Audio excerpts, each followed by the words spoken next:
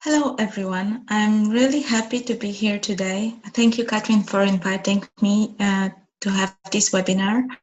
I will be talking about quality of life in women with lipedema.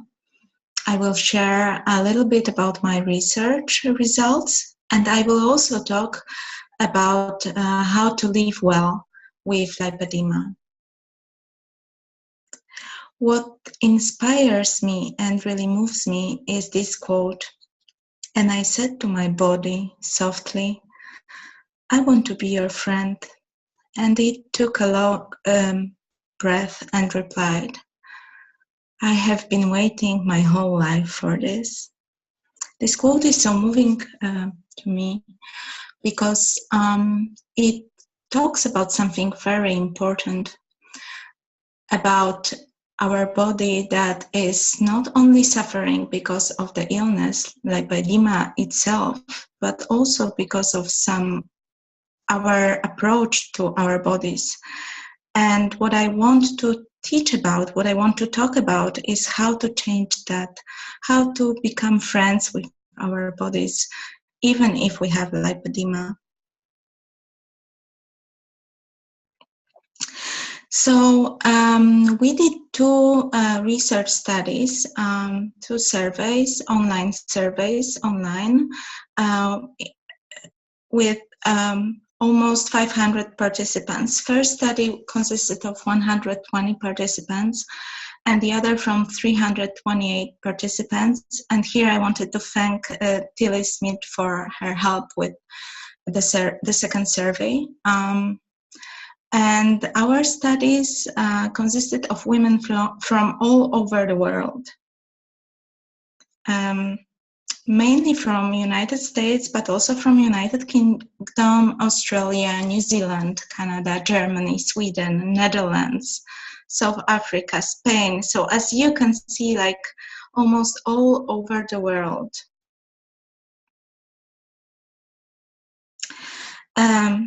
I will briefly talk about results of our studies. So we discovered that quality of life and satisfaction with life in women that were our participants was diminished. As you can see here, more than 50% of women reported that they are dissatisfied with their life. And why is that so? Some of the issues are related with lipedema itself, like pain, fatigue, and mobility issues. I also will talk briefly about comorbidities and issues related to psychological functioning with lipedema, such as eating disorders and depression. I will start with pain. In our research, both in first and in second survey, and here you have results of the second survey, we discovered that many women reported severe or extremely severe pain. As you can see here, it's almost 50% of women who reported severe or extremely severe fat tissue pain, but also joints pain, muscle pain, and swelling. And pain is something that definitely leads to lower quality of life and lower satisfaction with life. And especially it's difficult, especially also because there is some kind of bias that doctors, when women come and say that she's in pain, doctors very often tend to diminish that or think that she might have some psychological problems rather than treat it properly. So that's why it might even be more of a struggle. The other thing that might lead to diminished satisfaction with life or quality of life is fatigue. As you can see here on this slide, more than half of the participants reported severe or extremely severe fatigue. And of course, lipedema with progression might lead to mobility issues. Here on this slide in gray color, you might see women who experience a loss of maximal function of lower extremities that was more than 50% of maximal function. So they couldn't do activities, daily activities that people normally can do. It is a lot, and that might lead to many consequences, physical consequences, but also psychological consequences, and disability. We also measured some frequency of some comorbidities. We have to be cautious in interpreting those results because we just measured them by self-report. But as you can see here, arthritis or some kind of some form of arthritis was present in 58% of women, and chronic venous insufficiency in 44%. We also discovered that many women suffered with diseases that are related to autoimmune problems, like irritable bowel syndrome, which was present in 30% of women.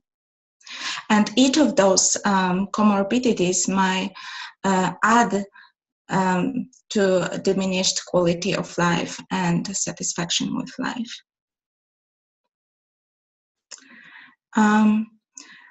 In our research, we also wanted to investigate severity of some psychological problems in this particular group of women, and we asked them about eating disorders. And here we also need to be cautious about interpreting those results because that was only self-report.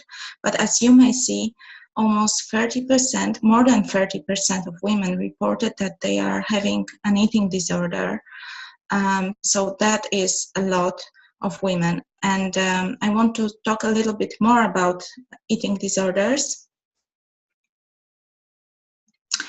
I would like to talk a little bit about certain symptoms or warning signs of eating disorders. So normally we might be on a diet, but when someone develops eating disorders, they might be very restrictive about their diet or eat very little. It is related to excessive focus on healthy eating, and by excessive I mean to such extent that it impacts work, passions, relationships, everyday life. And also, person that is suffering from eating disorder might be thinking about appearance, weight, food for the most part of the day. Some other warning signs or symptoms, it is frequent checking in the mirror for perceived flaws or weighting oneself many times a day. And by many times, I mean like it might be like 20 times a day or something like that. The other is binge eating episodes that very often come after some period of dieting, and these binge eating episodes are accompanied by lack of control over eating during the episode and feeling that one cannot stop eating or control what and how much one is eating.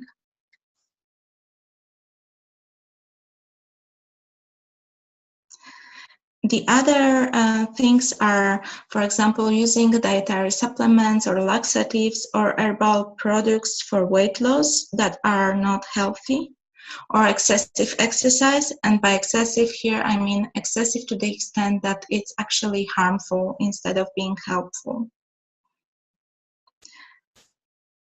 A person might also vomit after meals. And eating disorders are also related to expressing disgust, shame, or guilt about eating habits. and feeling shame is related with eating in secret.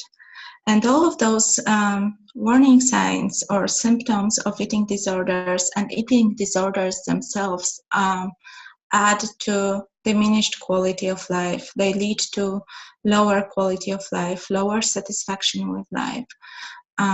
They may also actually lead to unexpected progression of lipedema itself, because they make it difficult to take care of one eating and exercise.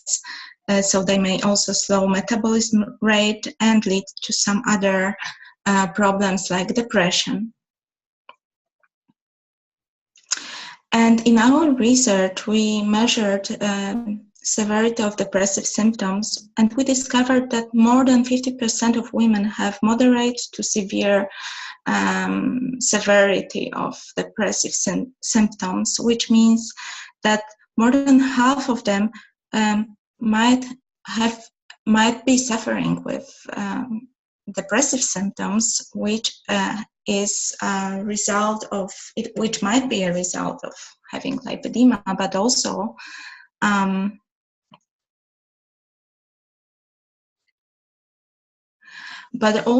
it might be something that is related to diminished quality of life. And when we talk about depression, I wanted just to mention some symptoms and signs of the depression. So, for example, the person can experience feelings of helplessness and hopelessness, self-loathing, loss of interest in daily activities. She may also experience some suicidal thoughts. Sometimes it's not only sadness, but also anger or irritability. And there is loss of energy, appetite changes, unexplained aches and pains. So there is a vicious circle, because depression can lead to increased pain, and the pain can lead to increased depression. Person can also experience sleep problems, concentration problems. And depression can lead to difficulties in following treatment plan, like missing or canceling visits or not wearing compression garments regularly. Difficulties with maintaining a healthy lifestyle, like difficulties in maintaining the level of physical activity and eating not so healthy foods or eating sweets. Also, people that are suffering from depression, they might have difficulties in benefiting from social support. So even if there are people close to them, they may not benefit so much from social support. And as we were doing our studies, we discovered that, or we learned about the anti-fat bias, which is very, very common in many areas of our life, in media, in healthcare, in education, in work settings, in everyday life. And anti-fat bias is related with weight stigma, and both of them are related to the fact that people don't know about lipedema. They don't believe women when they say, I was on a diet, but I didn't lose weight. They think that women might cheat, and they don't believe that it is actually a disease. It happens to doctors, it happens to family and friends, to everyone. And anti-fat bias has very bad impact on our lives, because it leads to more struggling with the disease, with lipedema. It leads to greater risk. There is a lot of research on impact of weight stigma on greater risk of developing eating disorders, obesity, overeating, unhealthy weight management practices, lower physical activity. It leads to more stress and greater inflammation and more feeling powerless. Moreover, weight stigma might even get internalized, which might cause heightened self-criticism and lower self-esteem. It might lead to self-loathing, self-blame, shame. And when we feel shame, we tend to isolate ourselves, which might lead to loneliness.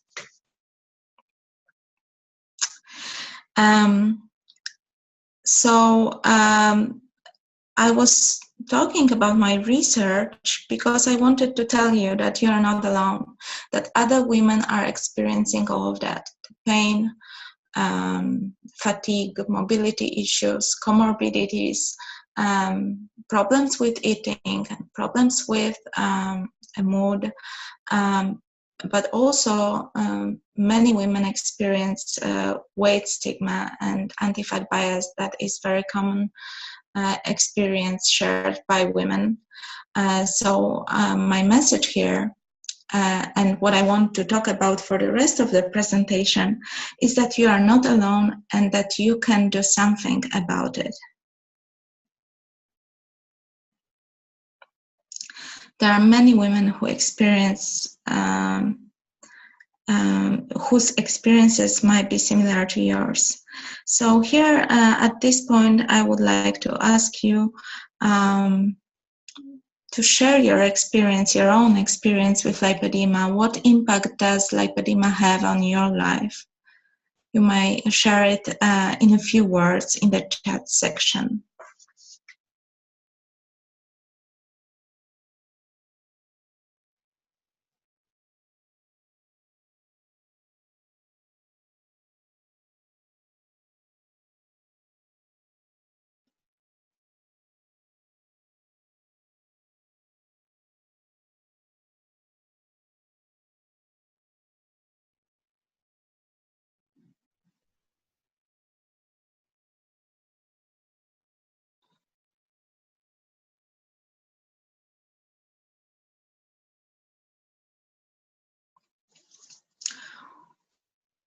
All of those experiences can be classified in certain categories.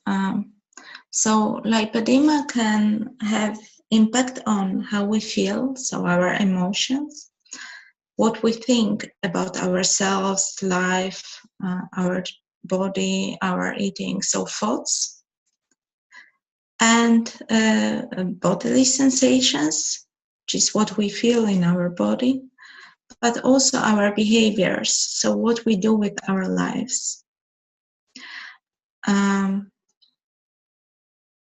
All these areas are related to each other, so lipedema can have impact on the way we live our lives, the way we think about ourselves, the way we feel about our bodies or our everyday life. So what can we do about it? In order to tell you what can we do about it, I would like to use this metaphor.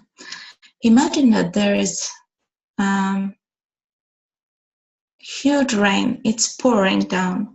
Rain is very, very big and you have to go for a walk in the rain, but you don't have any umbrella. You might go on this walk and feel the rain. Rain is really unpleasant and you hate the rain. You want to get out of the rain as soon as possible. So you get angry at the weather that there is rain and you are shivering and you might for a moment imagine it in your body, how it feels when you really hate being on the rain. But you can also have another approach.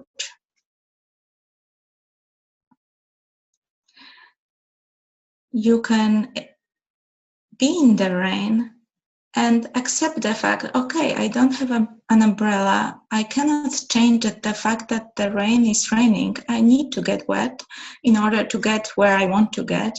So I will just allow myself to feel the rain.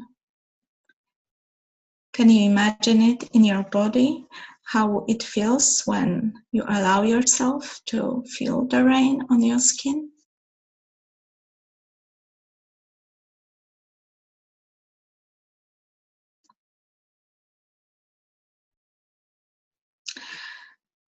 This metaphor shows that we have a powerful choice. We can choose how we want to live our lives. So we can, comparing lipedema to the rain, we cannot change the fact that it is there, but we can change the fact how we approach it. We can do it here and now, not waiting for this disease to disappear or something to change. We can do something about it right now. So I want to ask you, and I will talk about it a little bit more, how do you choose to live your life? Because you have this choice. You can choose how you want to live your life. There are some things that we cannot control, or we can control, but just to an extent. For example, we cannot control the fact that we have or not have certain illness. We cannot really control the pain. Well, we can control it to an extent, but not fully. We cannot control all the symptoms. We cannot control reactions of others, society, media, things like that. We cannot really control behavior of medical care providers, and we cannot fully control health insurance. So sometimes we can't choose what happens to us, but we can choose how we respond to what happens to us.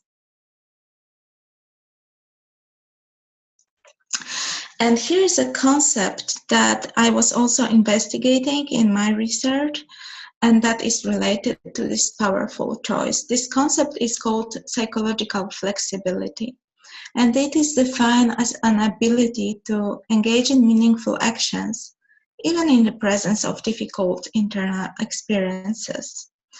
It is, we may say, an ability to surf the waves, because it allows us to adjust to changes that happened both inside our bodies but also outside in the environment.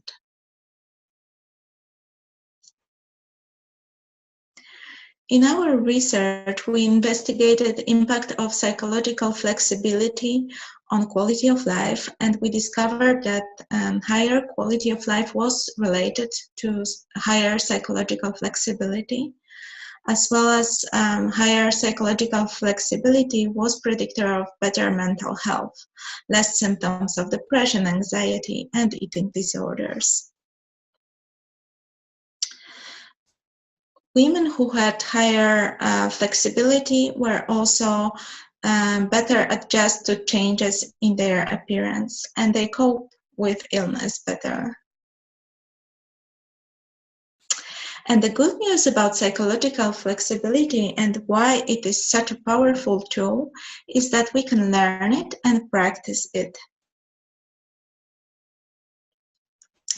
So we can choose how we want to live our lives, struggling with what we cannot control, or living well, embracing any difficulty that happens to us.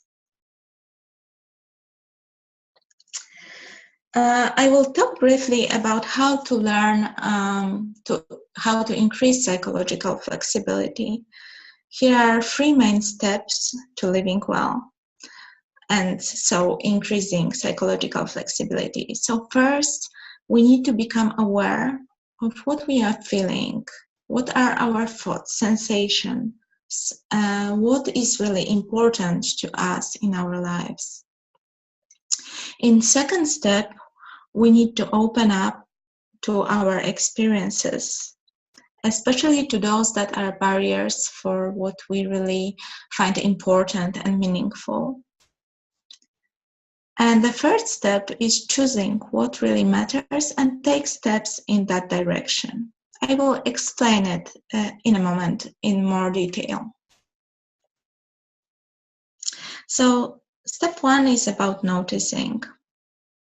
First of all, we need to notice what kind of impact the lipedema has on our lives, how it impacts our activities, how it impacts how we feel, what are our thoughts about ourselves or life itself or the world, and how it impacts what we feel in our bodies. It is also about increasing awareness on what is really meaningful, what is important, how we want to live our lives, what we care about at most, or who we care about. And also, it's about noticing what stands in the way to doing what is important.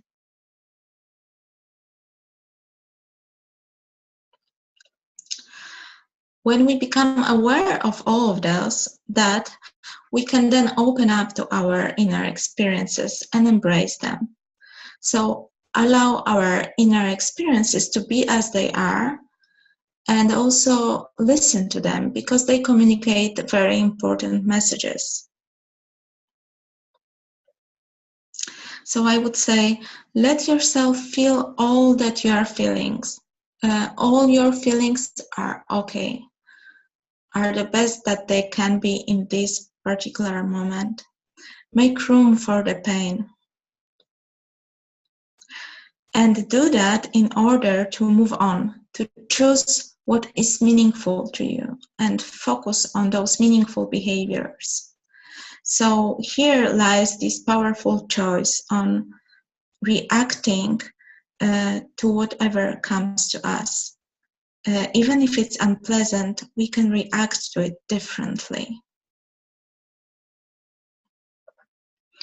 I want to talk about some examples. So I've chosen some areas of life where we can make some new choices. I will talk a little bit about the way we treat our bodies, relationship with food and eating, self-care, having a meaningful life, and being with others, so relationships. Let's start with our bodies. How would you choose to treat your body? We tend to treat our bodies as the culture or weight stigma-based culture is treating them. And think about that. Your body is suffering because of the illness. It's struggling because of the pain and fatigue. And it doesn't need any more hatred, any more negative thoughts or feelings. Our body is also really, really powerful body, because even if it's struggling with the lipedema symptoms, it is also breathing. Right now, when you're listening to me, your body is working really hard to breathe. You don't really have to think about it. You just breathe naturally. And your heart is beating, is pumping blood to your veins. And your intestines are working, and your stomach is working, and kidneys and liver are constantly working. So actually, this body is working really hard to keep you alive.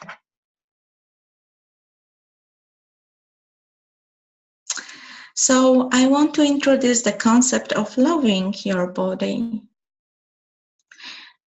It is not as easy as it seems to be. It is everyday practice of learning it again and again.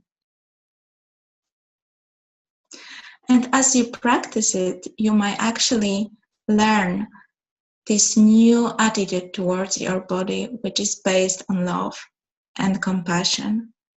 And sometimes to introduce this concept, I ask, how would you talk to your daughter about her body? Would you use the same words as you use towards yourself? Would you see the same things, the same flaws as you see in yourself? So I ask to learn to talk to yourself as you would talk to your daughter.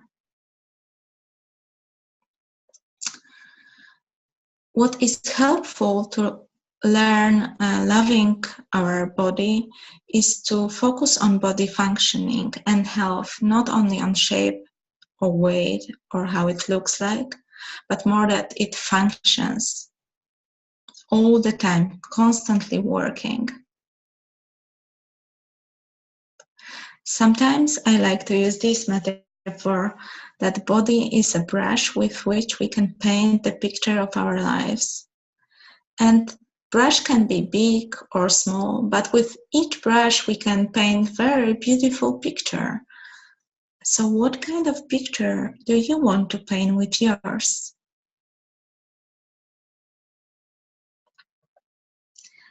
And right now, what is your body telling you? I'm asking this question now, but you can also ask it many, many times again and again, because your body is constantly telling you something. Maybe it needs something. Maybe it needs rest. Maybe it needs some swimming or some movement.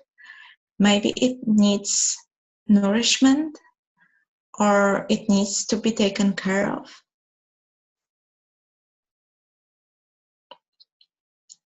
If you have something to write, you can try this little exercise and think about what kind of relationship with your body would you like to have? How do you want to treat your body? And try to think about small action that you could take once a week or once a day to improve the way or to get closer to the way that you want to treat your body.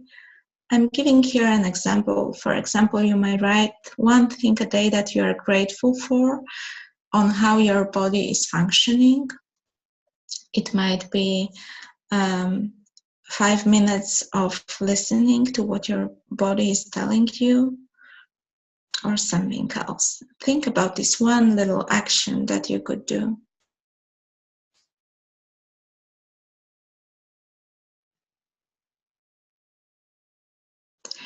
The other thing is the relationship with food and eating. I've chosen that because it is a problem for many women, as they were told to be on a diet for many, many years.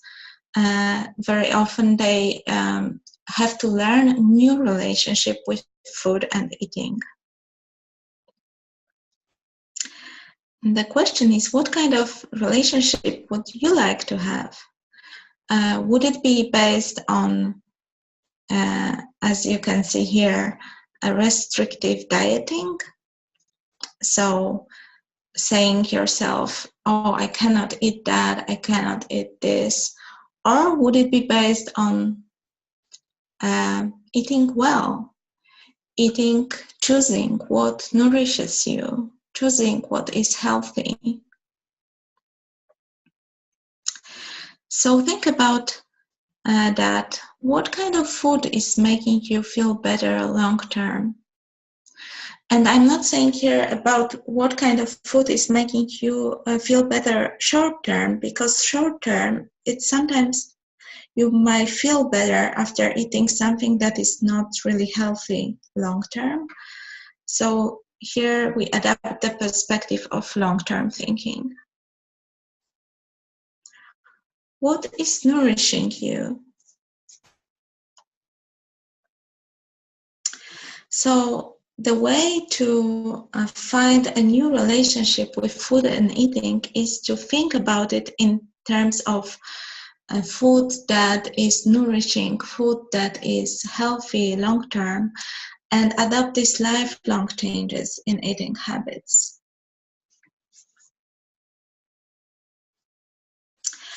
What might be helpful in everyday practice is eating mindfully with all your senses. So, smelling the food that you are eating, tasting the food, looking at it, when it's colorful and beautiful, and enjoying every second of eating.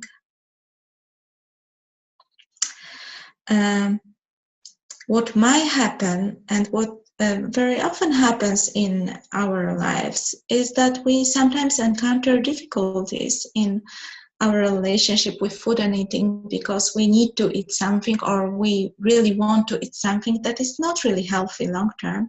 But when it happens, what is important is to be compassionate towards oneself. Like, we acknowledge that we haven't eaten something super healthy, but we choose to forgive ourselves and move forward instead of blaming ourselves or shaming ourselves. That might lead to actually feeling worse and eating even more. So now you might think about one behavior that you would like to focus on this next week. That would be a step closer towards the way that you want to approach your food and eating. How would you choose to be in a relationship with food and eating? So, for example, you might eat one portion of green leaf vegetables every day, or you might add 1 glass of water for each day, or maybe make your meals more colorful.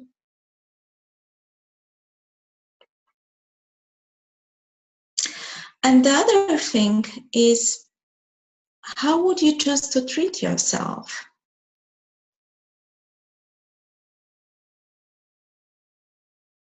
And here I want to talk a little bit about self-care. Lipedema is a difficult disease, and there are certain things we cannot control, but there are many things that we can do to optimize our health. For example, we may choose some kind of physical activity that suits us best. And for some people, it might be swimming, and for others, it might be even some kind of very little activity, but each small physical activity is better than nothing. And there are many other self-care activities. For example, breathing well, deep breathing, or having time to sleep, or practicing some relaxation, mindfulness, meditation. Anything that suits us, brings us comfort, relief from daily stress. Maybe some kind of creative and joyful activities. So think about self-care. What would be one behavior that you would like to focus on this next week in the area of self-care? For example, it might be 5 minutes of deep breathing or something else. Maybe 5 minutes of relaxation a day, or some kind of physical activity that you would like to introduce. The other question that we might ask ourselves is how we want to live our lives. With lipedema, we often think that some women think that if I have lipedema, I cannot do certain things. But I want to show you that having lipedema, you can have meaningful life. So here we can think about what, or maybe who, do you care about, and how you can practice that every day. When you think about that, you might think of many different values. You might think of family, you might think of friendship, you might think of having intimate relationship. You might think of developing something new in work, or some kind of practice for community or environment. So do what gives your life meaning. First of all, define your values. So find out what is really important for you. And sometimes you need to reformulate your goals. For example, if you want to help people, you might not be able to help people because of lipedema, because, for example, let's say you were working as a nurse, someone was working as a nurse and they cannot work because of mobility issues, but maybe they can help people in some other ways. For example, working on sharing the knowledge of lipedema or working in the community. And I've seen a lot of women with lipedema who actually are able to have very meaningful life thanks to the fact that they were able to reformulate their goals. This is very, very powerful quote by Viktor Frankl, who said, "Between stimulus and response, there is a space. In that space is our power to choose our response. In our response lies our growth and our freedom." So our reaction to the illness and all the symptoms and all the inner experiences that we have in response to lipedema, our reaction to that, we have choice on how we react, and therefore we have freedom. There is always something you can do. Yes, you can. So now you might think of one behavior that you would like to engage in this next week. Thinking of what is really meaningful to you. Maybe it's calling a friend. Maybe it would be reading a book. Maybe it might be writing a blog about lipedema, or sharing with someone your knowledge and experience, or teaching someone what is lipedema.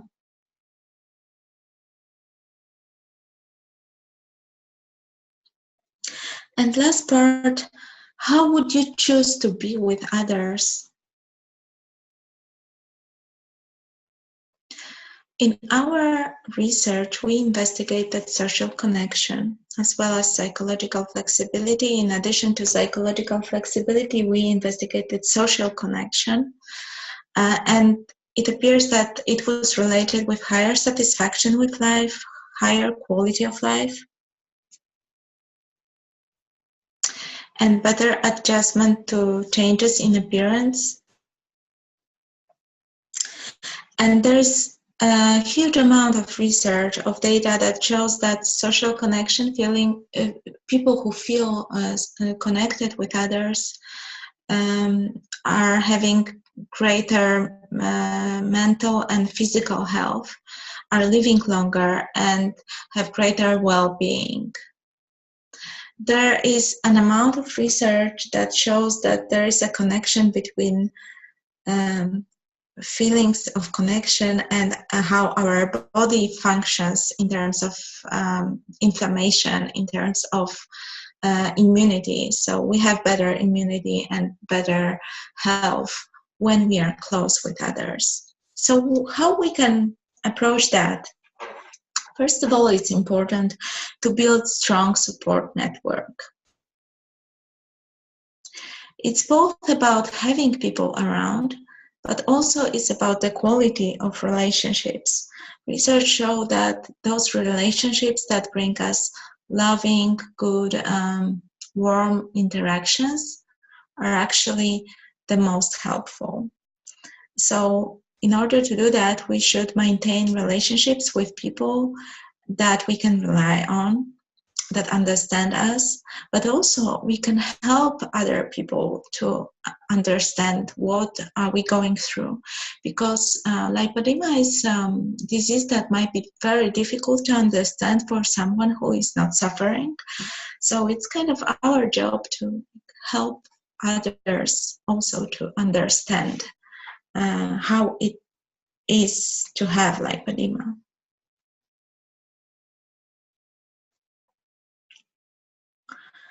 we should focus on those relationships with people who offer support and care, and we should foster those relationships. How we can do that?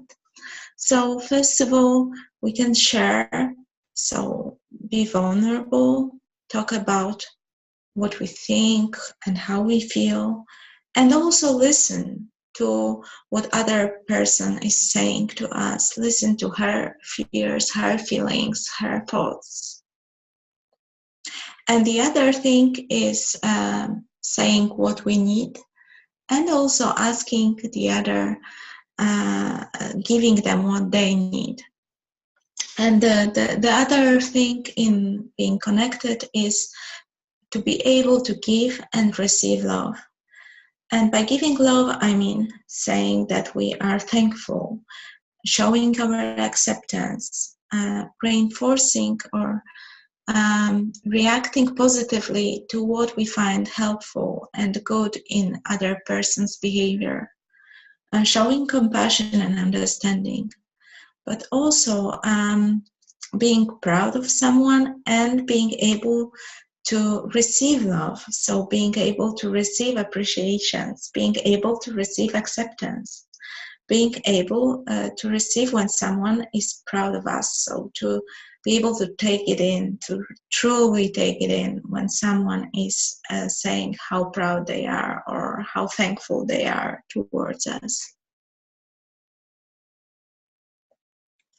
So you might think about your social connections, and one little thing that you could do, maybe call a friend or surprise someone with small thank you, or tell someone how they helped you.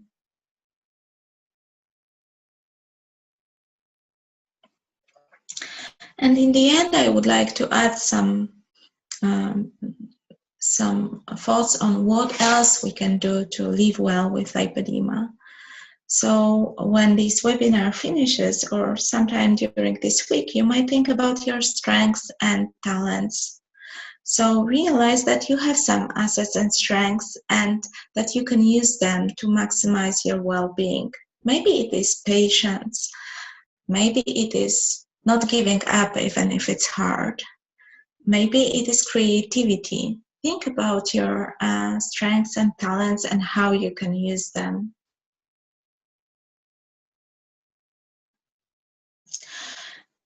This taking perspective might be very helpful if you have difficulty to love yourself.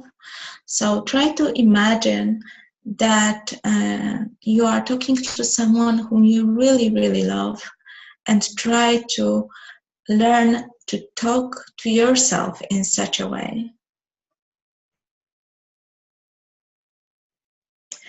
Take care of yourself in a way that you would take care of a child. That is a very powerful concept, as if you have a child, you think about long-term, positive long-term consequences for a child.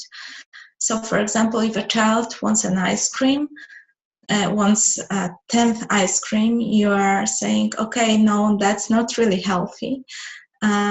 So I use this perspective change because it's very powerful and helpful, as sometimes we think, oh, I'm not supposed to take care of myself, it is too much, I will indulge, and it's like too positive. So then I introduced this concept of thinking about taking care of a child, because when we take care of a child, there is a balance between how loving we treat our child, but also we set some boundaries when it's needed. Practice kindness and gratitude. There is a lot of research showing positive impact of kindness and gratitude.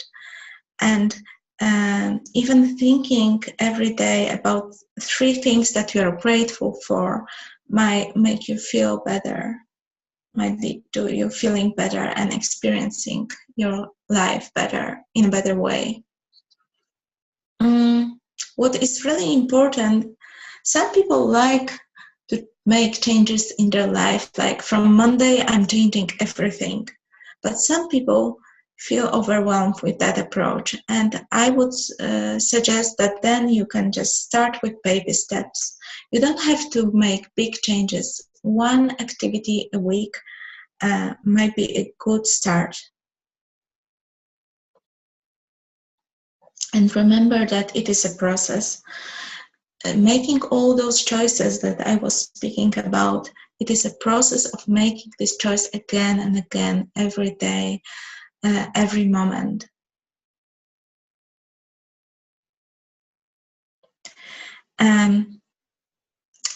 And here I would like to thank my colleagues, Paweł Staszewski and Wojciech Białaszek from my university, who helped me to do the research. And also Jonathan Cantor from the Center for the Science of Social Connection at the University of Washington in Seattle. And David Gillanders from University of Edinburgh. Here I also included a reference to a book, to an article, Better Living with Illness. And that is an article about using acceptance and commitment therapy, which is a therapy that increases psychological flexibility. And in this article, it's described how this protocol was used for people with chronic physical illnesses. I would also like to thank all of you, all of Lipedema Ladies Tribe worldwide, because without you, we wouldn't be able to talk about anything like that. And I'm also very, very grateful to Catherine for organizing all of that. Thank you, Catherine.